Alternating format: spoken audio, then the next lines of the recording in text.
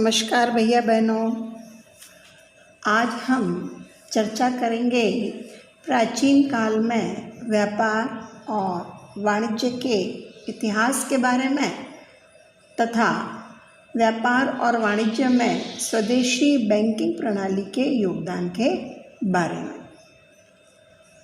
तो सबसे पहले मैं आपको बताना चाहती हूँ कि प्राचीन काल में व्यापार और वाणिज्य ने भारतीय उपमहाद्वीप को आर्थिक जगत में एक महान निर्यातक केंद्र बनाने में महत्वपूर्ण भूमिका अदा की है, क्योंकि किसी भी क्षेत्र का आर्थिक और वाणिज्यिक विकास उसके प्राकृतिक संरचना पर निर्भर करता है।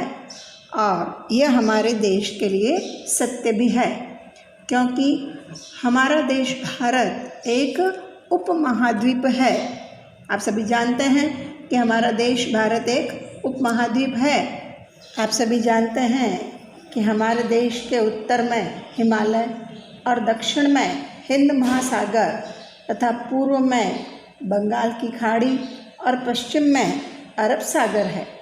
चूँकि यह तीन और जल से घिरा है, इसलिए इसे उपमहाद्वीप कहा जाता है। यहाँ के व्यावसायिक मार्ग पूरे विश्व में और विशेष रूप से एशिया में आसपास के विदेशी साम्राज्यों से व्यावसायिक व राजनीतिक संपर्क स्थापित करने में मदद करते थे। इसीलिए उन्हें रेशमी राह कहा जाता था। इसके अलावा पूर्व और पश्चिम में जोड़ने वाले समुद्री मार्ग को मसाला मार्ग के रूप में जाना जाता था, क्योंकि यहाँ से मसालों का व्यापार किया जाता था। इन मार्गों के कारण ही भारत के प्रमुख राज्य, महत्वपूर्ण व्यापारिक केंद्र और औद्योगिक क्षेत्रों ने काफ़ी उन्नति की, जिसके परिणाम स्वरूप घरेलू और अंतर्राष्ट्रीय व्यापार की प्रगति को सुगम बनाया गया। प्राचीन काल में मुद्रा के प्रचलन से आर्थिक गतिविधियों में काफ़ी तेजी आई और हुंडी जैसे दस्तावेजों का उपयोग रुपयों का लेन देन करने में होने लगा। हुंडी, आप सभी जानते होंगे कि हुंडी क्या है। हुंडी एक ऐसा प्रपत्र है जो स्थानीय भाषा में लिखी जाती थी और जिसमें अनुबंध के द्वारा उधार माल खरीदने या उधार राशि लेने पर उसका भुगतान करने का वचन दिया जाता था और यह वैध विनिमय द्वारा हस्तांतरण से परिवर्तनीय भी थी। तो हुंडी के द्वारा जब लिखा जाता था, हुंडी लिखी जाती थी, तो उसमें किसी को कोई पैसा चाहिए उधार या माल उधार चाहिए तो वो लिख देते थे और उसमें निश्चित डेट डाल देते थे कि हम इस दिन इसका भुगतान करेंगे। तो हुंडी जो है वह मुख्य दो प्रकार की होती थी। पहली दर्शनी हुंडी और दूसरा मुद्दती हुंडी। दर्शनी हुंडी ऐसी हुंडी होती थी जिसको देखते ही भुगतान कर देना होता था और जिसमें कमीशन भी देना होता था। और दूसरी होती थी मुद्दती हुंडी। ऐसी हुंडी जिसका भुगतान एक निश्चित अवधि के बाद, यानी हुंडी में लिखी अवधि पूर्ण होने पर किया जाता था, उसे मुद्दती हुंडी कहते थे। तो दर्शनी जो हुंडी, जो अभी मैंने आपको बताया कि जिसको देखते ही भुगतान करना होता था, वह कई प्रकार की होती थी। पहला है उसमें धनी जोग हुंडी।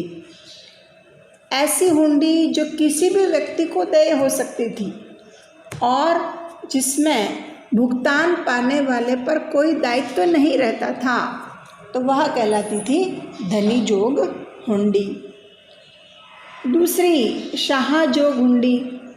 ऐसी हुंडी जिसे किसी विशिष्ट व्यक्ति या सम्मानित व्यक्ति को ही देय होती थी और भुगतान करने वाले पर उसका दायित्व रहता था, तो वह कहलाती थी शाहजोग हुंडी।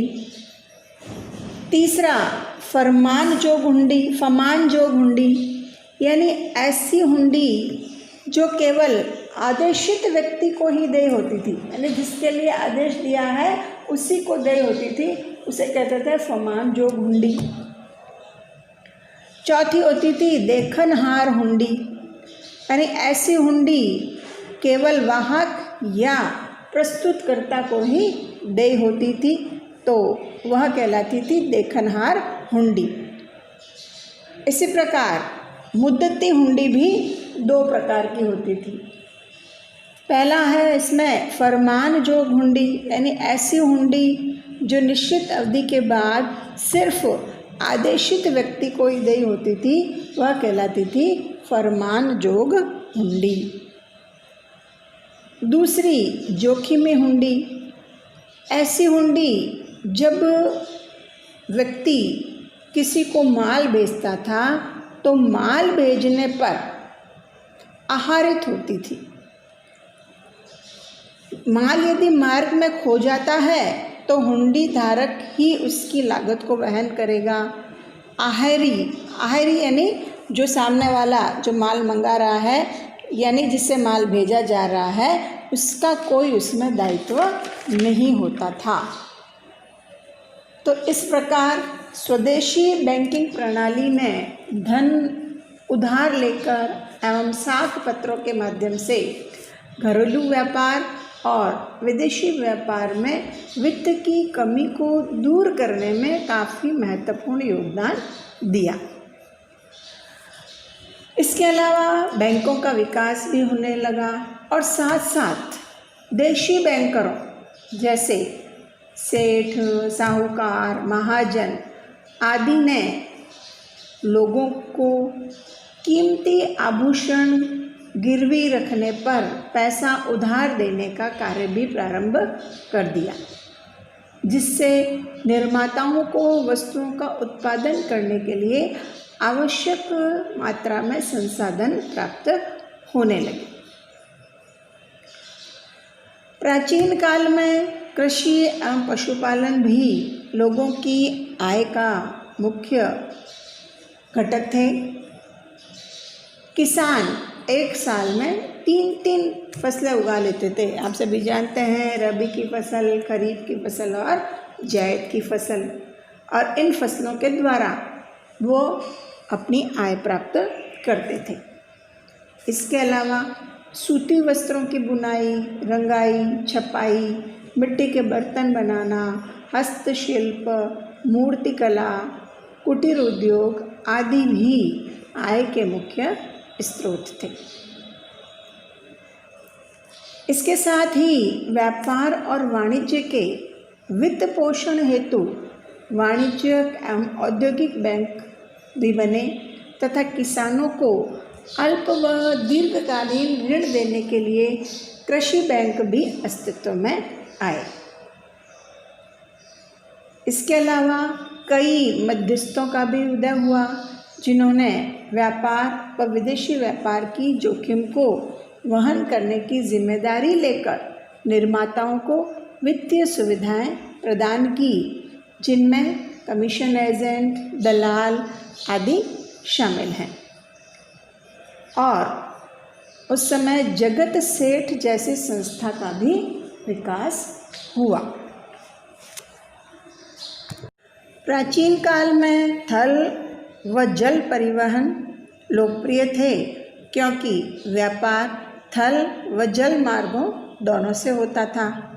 उत्तरी सड़क मार्ग जो था वह असम से तक्षशिला तक माना जाता था। दक्षिण में भी पूर्व से पश्चिम तक फैला व्यापारिक मार्ग संरचनात्मक रूप से व्यापक एवं सुरक्षित थे। सामुद्रिक व्यापार मलाबार तट एवं कोरोमंडल तट पर स्थित बंदरगाहों से होता था। मलाबार तट पर मुजरिस और कोरोमंडल तट पर पुलिकट प्रमुख बंदरगाह थे। यहीं से विदेशी व्यापार होता था, अर्थात निर्यातक वस्तुएं देश से बाहर भेजी जाती थी और आयातक वस्तुएं देश में मंगाई जाती थी। अब हमारे देश से कौन कौन सी वस्तुएं निर्यात की जाती थी और कौन कौन सी वस्तुएं देश में आयात की जाती थी, उनके बारे में हम चर्चा करेंगे।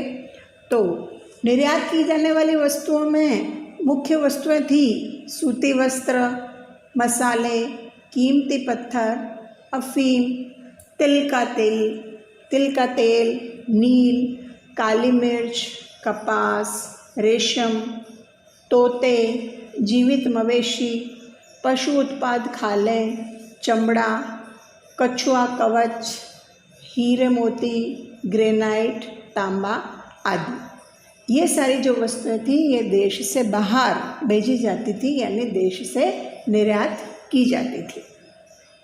और भारत में जो वस्तुएं आयात की जाती थी उनमें था सोना, चांदी, टील, सीसा, पुखराज, मूंगा, अरबी घोड़े, खजूर, शराब, पशु उत्पाद, कांच, चीनी के बर्तन और दास आदि थे। तो ये जो वस्तुएं थी ये देश में आयात की जाती थी विदेशों से। प्राचीन काल में प्रमुख व्यापारिक जो केंद्र थे उनमें प्रमुख जो थे पाटलिपुत्र, पेशावर, तक्षशिला, इंद्रप्रस्थ, मथुरा, वाराणसी, मिथिला, उज्जैन, सूरत, कांची, मदुरई, भरूच, कावेरीपट्ट और ताम्रलिप्ति आदि प्रमुख